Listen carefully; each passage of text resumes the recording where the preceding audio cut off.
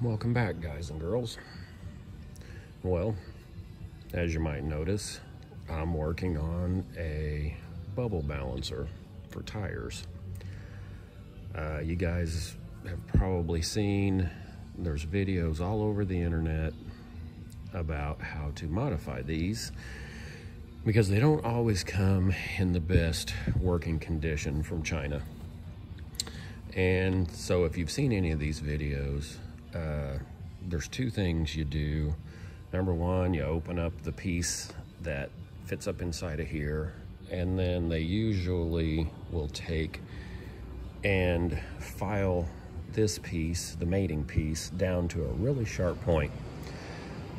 And I've noticed two problems with that approach. Number one, when you have that really sharp point, it wants to hit, as you're trying to set this head down on, it wants to hit up in here. And so I've noticed people have trouble actually getting it centered.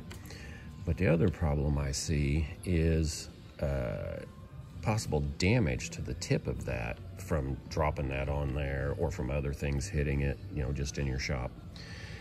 So I decided to go a little different approach. And what I did, instead of making a super sharp point, is I put a radius in. So using a ball nose end mill, I put a sphere inside of the seat, and then I chucked this piece up in the lathe, and with a file I made it also ball shaped. And what that does is, number one, it gives you a larger surface area, but also there are no shoulders. There are no shoulders at all for it to catch on, bind on when you're trying to actually do your balancing.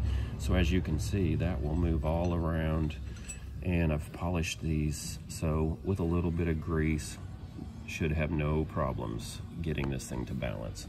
And I think in the end, this will be a more durable modification. So anyway, if you guys want to get one of these, they're all over Amazon, everywhere else.